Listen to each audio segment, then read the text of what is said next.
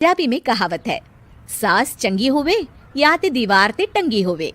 संगीता की शादी भी एक ऐसे ही घर में होती है जहां उसकी सास दीवार पर टंगी होती है। ससुर और पति शादी के पहले दिन उसे सास के फोटो के सामने ले जाते हैं, जहां ससुर जी कहते हैं, बेटा बेटा संगीता, ये तुम्हारी सास थी, बहुत नेक और भली, लेकिन थोड़ी गुस्सैल थी। गुस्सा आने पर सब तहस नहस कर देती थी, पर अब ये इस दुनिया में नहीं है।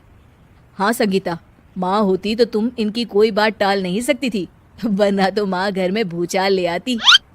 संगीता मन में खुश होती है कि अच्छा है कि ऐसी औरत अब इस घर में नहीं है, लेकिन दिखावे के लिए वो जैसे ही सास की फोटो के सामने हाथ जोड़कर खड़ी होती है, ये क्या?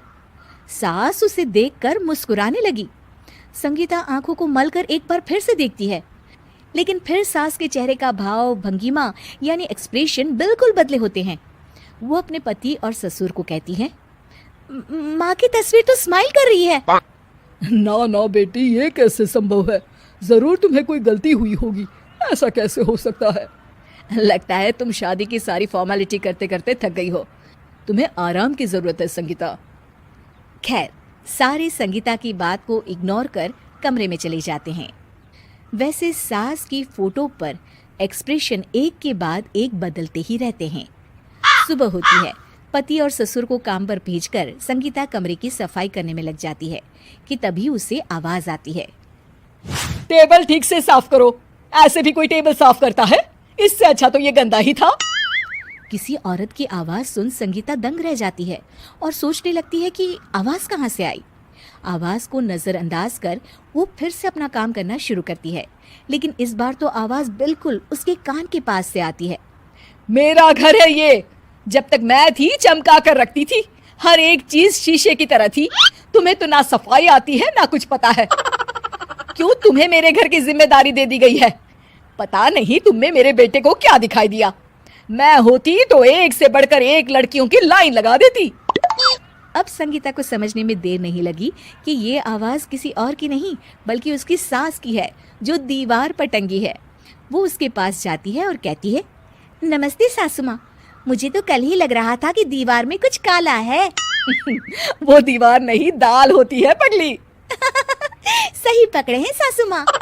तो क्या हो गया आपको जो आप यहाँ भी चैन से नहीं बैठी हैं? सुना मैंने आपका व्यवहार काफी गुस्से वाला था। चुप रह तू, ज्यादा बकर बकर ना कर। घर का काम करना तो आता नहीं, आई है मुझसे बहस करने। हाँ देखिए सासू माँ, मैं आपसे साफ साफ कह देती हूँ, मुझसे पंगा लेने की कोशिश मत करिएगा।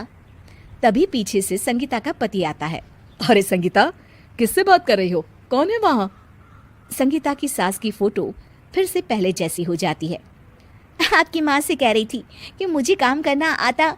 अरे संगीता, माना सास के ताने हर बहू को अच्छे लगते हैं, लेकिन यहाँ तो माँ है ही नहीं, तुम तो फोटो से ही। तुम भी लाजवाब हो संगीता। किसी को विश्वास नहीं होता कि संगीता अपनी मरी हुई सास की फोटो से बात करती है। वहीं आए दिन संगीता की सास संगीता को किसी न किसी बात पर आते जाते ताने देती। संगीता को भी अब सास के तानों और उनसे बात करने की आदत हो गई।